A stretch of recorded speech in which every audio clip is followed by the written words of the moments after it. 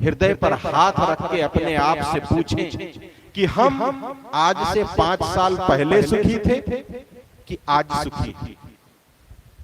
तो अंदर से आवाज आएगी कि आप पहले ज्यादा सुखी थे, आज की अपेक्षा पहले आप ज्यादा सुखी थे।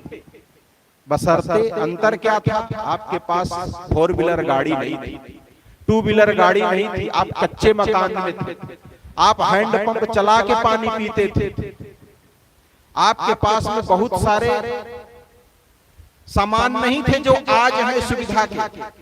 लेकिन अगर आपसे पूछा जाए सुख की मात्रा, तो आप कहेंगे सुख की मात्रा ज्यादा था। तो आज ये कम क्यों हो गई? किसी के पास अगर 1 लाख रुपया है और वो 1 लाख रुपया लेके व्यापार चालू करे और 2 साल 4 साल बाद अगर उससे पूछा जाए आपके पास कितना रुपया बचा, और अगर कहे कि भैया अभी तो 60,000 ही बचा है, 50,000 ही बचा, तो इसका मतलब उसका व्यापार गलत तरीके से हो रहा है, घाटे में जा रहा है, उसको तरीका नहीं पता है कि कैसे किया जाता है। तो बंधुओं, अगर हमारे जीवन में सुख की मात्रा कम होती जा रही है, मूलधन कम होते जा रहा है, तो हमें जीवन जीने का तरीका नहीं पता, हम गलत मार्ग पर जा रहे हैं। संत जन एक बहुत बढ़िया उदाहरण देते थे, मैं आपको समझाता हूं, शायद समझ जाएं। एक आदमी था, ध्यान से सुने मैं कहा क्या रहा हूं। एक आदमी था, उसको जरूरत हुई कि मैं रोटी खाऊं, बहुत दिन हो गया रोटी नहीं खाया था। तो रोटी के लिए क्या लोगों ने बताया, तुम्हें गेहूं खरीदना पड़ेगा पहले। तो गेहूं कहाँ मिलेगा? दुकान पर मिलेगा। वो झोला लिया और पैसा लिया, चला गया दुकान पर। गया एक बहुत बढ़िया कपड़े की दुकान, जहां रंग बिरंगीन कपड़े पुतले में पहना के टांगे रहते हैं, उसी दुकान में घुस गया और दुकानदार से पूछा, भैया गेहूं मिलेगा? पहले तो जो बेचने वाला तो ऊपर से नीचे तक देखता ही आदमी है कि कोई दूसरा, इसी लोग का है कि दूसरे लोग का। तो उसको लगा शायद दिमाग थोड़ा घूम गया होगा इसमें। वो कहा, भैया मैं गेहूं नहीं बेचता हूं। तो कहा, अच्छा आप गेहूं नहीं बेचते? वापस घर आ रहा। दूसरे दिन फिर सुबह उठा, फिर वही झोला लिया और पैसा लिया, फिर उसी दुकान पर पहुंचा। फिर उससे पूछा, भैया गेहूं मिलेगा? अब तो और आश्चर्य दुकानदार की, कल ही इसको बता के भेजा था, आज ये फिर आ गया। अब क्या करे, एक बार नहीं ही तो कहना है। दुकानदार का, नहीं भैया मैं गेहूं नहीं बेचता, कपड़े की दुकान। फिर वापस आ गया। वो बंदा तीसरे दिन फिर पहुंच गया उसी दुकान पर। अब तो भाई दुकानदार से रहा नहीं गया, यार मैं कपड़ा बेचता हूं कि गेहूं बेचता हूं। गुस्सा तो बहुत आया, लेकिन क्या कहा कि मैं गेहूं नहीं बेचता हूं, यहाँ गेहूं नहीं मिलेगा तुम्हें। लेकिन वो बंदा उस दुकान को नहीं छोड़ा, वो रोज उसी दुकान पर जाता। और जाते जाते बंधुओं उस आदमी को कई साल बीत गए, 10 साल, 20 साल, 30 साल, 40 साल। और दुकानदार का एक ही काम, जैसे दुकान खोलता बंदा पहुंचता, पूछते गेहूं है, कहता नहीं, वो चुपचाप वापस आ जाता। अब आप लोगों को कहने में देर न लगेगी कि वो आदमी पागल था। जो गेहूं लेने जाता था कपड़े की दुकान पर, वो आदमी पागल था, ये सब कहेंगे ना। लेकिन अगर मैं कहूं कि मेरी आवाज सुनने वाला हर व्यक्ति वही है, हर व्यक्ति वही है कि कपड़े की दुकान पर गेहूं खरीदने जाता है। जिसे जिसे सुख नहीं मिल रहा है, ये सब प्राणी और पदार्थों की दुकान पर जाकर के सुख पाना चाहते हैं। बात थोड़ा कड़वी है बंधुओं। प्राणी और पदार्थों की दुकान पर, प्राणी मतलब पत्नी, बच्चे, बेटा, बेटी, सास, बहू, और पदार्थ मतलब पैसा, मोबाइल, जमीन, गाड़ी, मकान। इन सब की दुकानों से सुख पाने की इच्छा हम सब के अंदर है। और ये इच्छा आज से नहीं, उम्र बीत जा रही है। और इस दुकान पर सुख नहीं मिला है, उसमें और हमें कोई अंतर है? कोई अंतर नहीं। एक दिन अगर गेहूं वाले कपड़े वाले को दया आ जाए तो वो शायद गेहूं दूसरी दुकान से लाके उसको दे भी सकता, लेकिन बंधुओं हमें संसार के प्राणी और पदार्थों से सुख नहीं मिलने वाला। लेकिन हम कर क्या रहे हैं? जब से होश संभाले तब से केवल अपना काम संसार के प्राणी पदार्थों से ही सुख निकालने का, उसी से, बेटा से, बेटी से, बहू से, पैसा से, जमीन से, जायदाद से, इसी से सुख निकालना चाहते हैं। किसको सुख मिला? मुकेश अंबानी और अनिल अंबानी के पास इतना है कि पूरा छत्तीसगढ़ खरीद सकते हैं, लेकिन वो दोनों भी लड़ रहे हैं, पता है ना, दोनों में नहीं बनती। और हम भी उसी के पीछे दौड़ रहे हैं उन्हीं के। जब उनको नहीं पूरा हो रहा है तो आपको हमको पूरा हो जाएगा उस दुकान से। वो भी उसी दुकान पर खड़े, संसार के प्राणी और पदार्थों की दुकान पर। प्राणी से और पदार्थों से सुख पाने की इच्छा हमारी कब खत्म होगी? कौन हमको समझाएगा इतना कान पकड़ करके कि तुम जहां से सुख पाना चाहते हो यहां सुख नहीं मिलता है, तुम्हें दुकान बदलनी पड़ेगी, दूसरे दुकान पर जाना पड़ेगा, अध्यात्म और सत्संग की दुकान पर जाना पड़ेगा, जहां से तुम्हें सुख प्राप्त होगा। बंधु, सत्संग कभी दुख देता, लेकिन उस दुकान पर कहां जाते हैं? अभी भी बहुत लोग उसी दुकान पर खड़े हैं, कपड़े की दुकान पर जाके 2-3 घंटे के लिए हम लोग आए हैं यहाँ, फिर सुबह उठते ही हम लोग भी पहुंचेंगे वहीं। उस आदमी को पागल कह देना आसान है, लेकिन अपने आप को मूर्ख कहना बहुत मुश्किल है।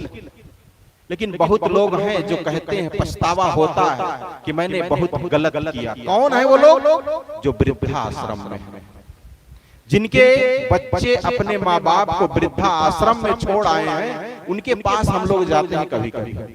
आप भी जाइए, समय हो, उनसे पूछिए बाबा आपने क्या क्या किया जिंदगी में? अरे कहे मत पूछो बच्चा, हर महीना कम से कम 4 लाख रुपया कमाते थे। बड़ा बेटा ऑस्ट्रेलिया में रहता है, छोटा बेटा लंदन में रहता है, और घर संपत्ति बेच के हमारे लिए आजीवन पेमेंट कर दी है इस वृद्धाश्रम में। यहीं पर रहूं और खाऊं और यहीं मरूं। बंधुओं, ये दशा हमारी भी होने वाली है। क्यों? क्योंकि हमारे पास वो युक्ति नहीं कि सुख निकाले कहां से। गुरुवर साहब की एक कबीर साहब की एक साखी है, तिल झारी कबीरा लिया, तिलैठी झारे लोग। सुने होंगे आप। तिल की खेती होती है, उसमें से तिल किसान झाड़ करके ले आता। एक किसान था, वो तिल बोया, तिल को पीटा थ्रेशर से या थ्रेशर से या ऐसे हाथ से, और उसमें से तिल निकाला और बोरी में भरा और अनाज लेकर के घर आ गया, डंठल खेत में छोड़ दिया। लेकिन गांव वाले हम मूर्ख पहुंचे, उस डंठल को ही उठा लाया और ला करके उसको पीट रहे, शायद इसमें तिल निकल जाए। तिल झारी कबीरा, तिल तो कबीर के पास है, अध्यात्म में, और तिलैठी झाड़ रहे लोग। हम लोग तिलैठी झाड़ रहे हैं, मतलब डंठल को पीट रहे हैं, संसार के प्राणी और पदार्थों को, और जहां से केवल दुख मिलता है। प्राणी और पदार्थों से अगर हम मन लगाएंगे, मोह करेंगे, तो इनसे केवल दुख मिलेगा, दुख। और ये बात आदमी को कब समझ में आएगी कि ये प्राणी और पदार्थ हमें सुख नहीं दे सकते? कौन सी उम्र इसके लिए निर्धारित की जाए? 20 साल, 30 साल, 40 साल, 50 साल, 60 साल, काले बाल सफेद हो गए, लेकिन अभी तक भी हमको नहीं पता चला कि सुख है किधर, सुख है कहां। अभी भी लगे हैं। हमारा बेटा तो शायद नालायक निकल गया, लेकिन जो बेटा का बेटा है ना, पोता, वो बहुत समझदार है। कई लोग ऐसा कहते हैं। कई लोगों को बाबा सत्संग में क्यों नहीं आते? कहते हैं कि बेटा और बहू दोनों मास्टर हैं, चले जाते हैं, छोटे पोता को देखना पड़ता है, इसलिए सत्संग में नहीं जा पाता। हमारा बेटा तो कभी सेवा किया नहीं, शायद पोता जो है वो समझदार निकले। सुख अपने बच्चों से नहीं मिला तो पोता से आस लगाए बैठे, अभी भी आस नहीं छोड़े। इतनी लात खा चुके हैं हम संसार से, फिर भी अभी हम उन्हें अपना मार रहे हैं। कहते ना 100 जूता खाए और तमाशा घुस के दे। बार बार अपमान हुआ है हमारा संसार के द्वारा, अपने बच्चों के द्वारा। हमारे बच्चे हमें क्या क्या नहीं बोल दिए, फिर भी उन्हीं को हम सिरजने में लगे। संत जन एक बहुत बढ़िया कहानी सुनाते हैं कि एक गांव में 2 गधे थे।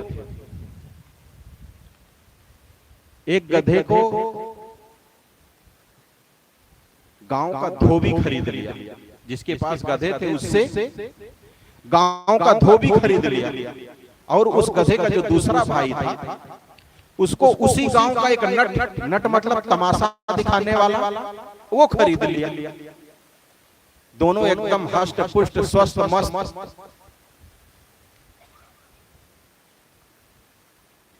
धोबी क्या करता कि सुबह सारे कपड़े बटोरता और गधे की पीठ पर लादता और ले जाता तालाब पर। वहां गधे को छोड़ देता, गधा दिन भर हरी हरी घास चरता।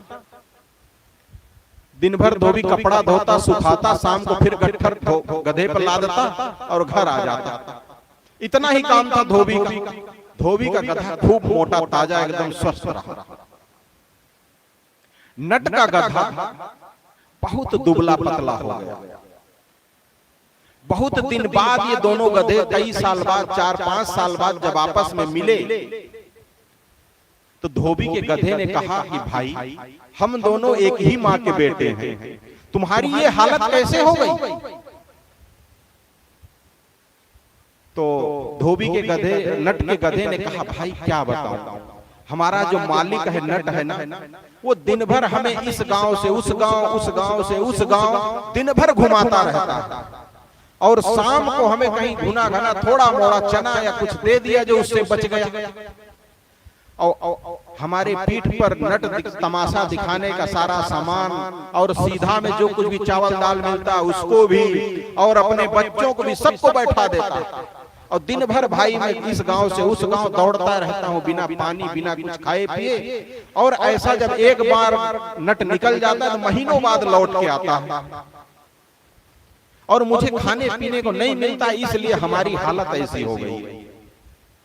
धोबी के गधे ने कहा, भाई मैं कुछ तुम्हारे लिए करता हूं, अपने धोबी से मैं बात करता हूं, और जितना भी पैसा लगे उतना पैसा लगा के तुमको खरीद ले, और तुम भी हमारे साथ हो जाओगे, दोनों जन चलेंगे और मस्त हमारे जैसे तुम भी हो जाओगे। हमें दिन में केवल एक बार तालाब पर जाना है, शाम को आना, और दिन भर दोनों तालाब पर पानी पिएंगे और हरी हरी घास खाएंगे। और नट का गधा कहता है, नहीं भाई ऐसा कभी मत करना। कहे आए ऐसी क्या बात हो गई, तुम्हारे भले के लिए कह रहा हूं, तुम्हारे अच्छे के लिए कह रहा हूं कि तुमको भी धोबी खरीद लेगा और तुम भी हमारे जैसे मोटे ताजे हो जाओ। तो नट के कहा, गधे ने कहा, भैया हमको एक बहुत बड़ी आशा है नट के पास। कहे कौन सी आशा है? कहे बात ये है कि जब नट तमाशा दिखाता है तो 2 बांस गाड़ता है, और उस बांस में रस्सी बांधता है, और उस रस्सी पर अपनी जवान बेटी को चढ़ाता है, और कहता है, देख तुझे इस तरफ से उस तरफ जाना है, और अगर कहीं गिर गई ना तो तेरी शादी इसी गधे से कर दूंगा। तो भैया मैं सोच रहा हूं हरामजादी कभी तो गिरेगी। इसी आस में मैं अभी नट का साथ नहीं छोड़ सकता। अब जानते हैं ये गधा कौन है? हम सब भी अभी आस में बैठे कि शायद थोड़ा सा सुख तो मिल जाएगा इस संसार से। इस बुढ़ापा में शायद हम अपने बच्चे की शादी कर देंगे, बहू आ जाएगी तो उसके हाथ का खा लेंगे तो शायद सुख मिल जाएगा। हमारी पत्नी ने हमको खिलाया, उससे सुख नहीं मिला।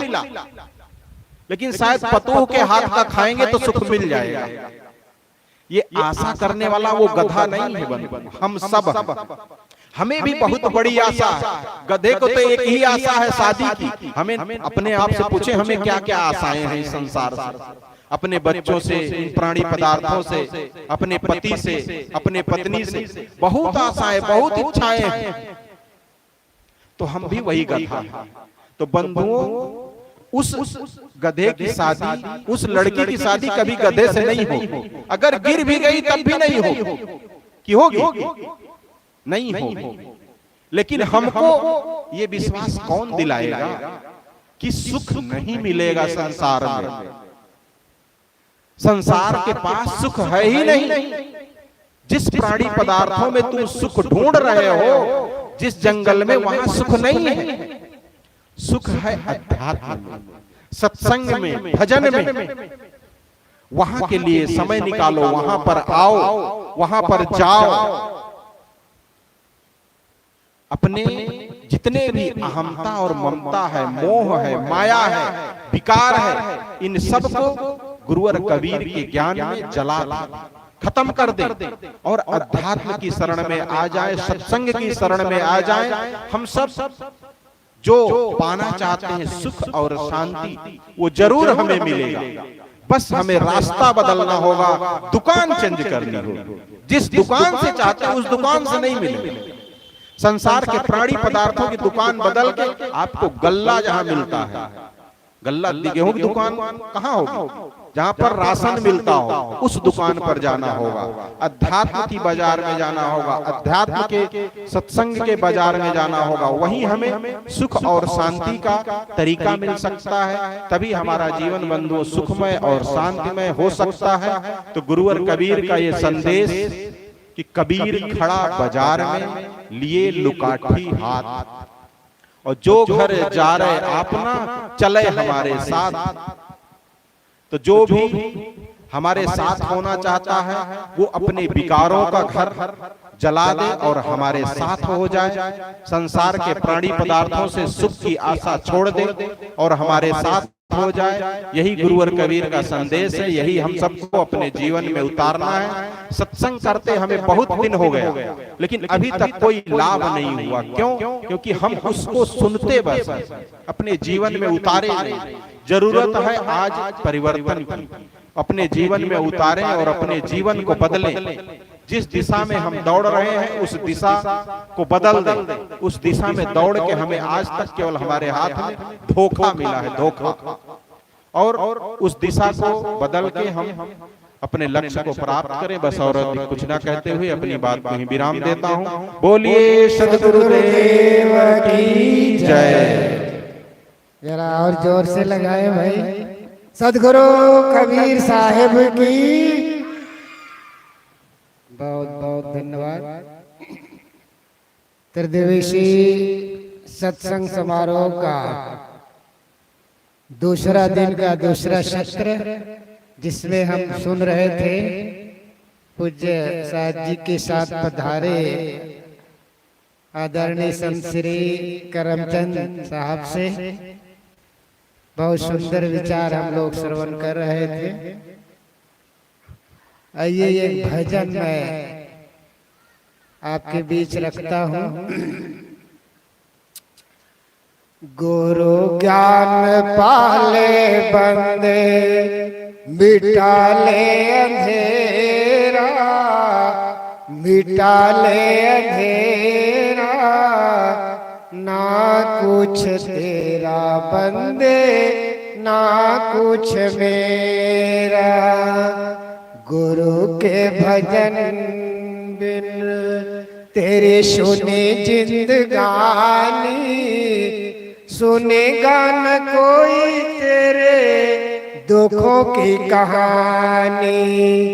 गुरु के भजन बिन तेरी सुनी जिंदगानी, सुनेगा न कोई तेरे दुखों की कहानी। धर्म के पुजारी तुझको अधर्मों ने घेरा, धर्म के पुजारी तुझको अधर्मों ने घेरा, ना कुछ तेरा बंदे ना कुछ मेरा। गुरु ज्ञान पाले बंदे मिटा ले अंधेरा, मिटा ले अंधेरा, ना कुछ तेरा बंदे ना कुछ मेरा। संग ना चलेगा तेरे चांदी और सोना, मिट्टी में मिलेगा ये मिट्टी का खिलौना। संग ना चलेगा तेरे चांदी और सोना, मिट्टी में मिलेगा ये मिट्टी का खिलौना। छोड़कर महल होगा जंगल पे डेरा, छोड़कर महल होगा जंगल पे डेरा, ना कुछ तेरा बंदे ना कुछ मेरा। कामी और क्रोधी मन ने मोह को फसाया, लोभ ने हमेशा तेरी नाव को डुबोया। कामी और क्रोधी मन ने मोह को फसाया, लोभ ने हमेशा तेरी नाव को डुबोया। जीना और मरना है तो जोगी वाला फेरा, जीना और मरना है तो जोगी वाला फेरा, ना कुछ तेरा बंदे ना कुछ मेरा। गुरु ज्ञान पाले बंदे मिटा ले अंधेरा, मिटा ले अंधेरा, ना कुछ तेरा बंदे ना कुछ मेरा। देख ये जगत का कैसा खेल है निराला, श्री चंद कह गए जो था जाने वाला। जागो जागो जागो अब तो हो गया सवेरा, जागो जागो जागो अब तो हो गया सवेरा, ना कुछ तेरा बंदे ना कुछ मेरा। गुरु ज्ञान पाले बंदे मिटा ले अंधेरा, मिटा ले अंधेरा, ना कुछ तेरा बंदे ना कुछ मेरा। बोलिए सतगुरु देव की जय। आपके बीच थोड़ी चर्चा मोद मंगल में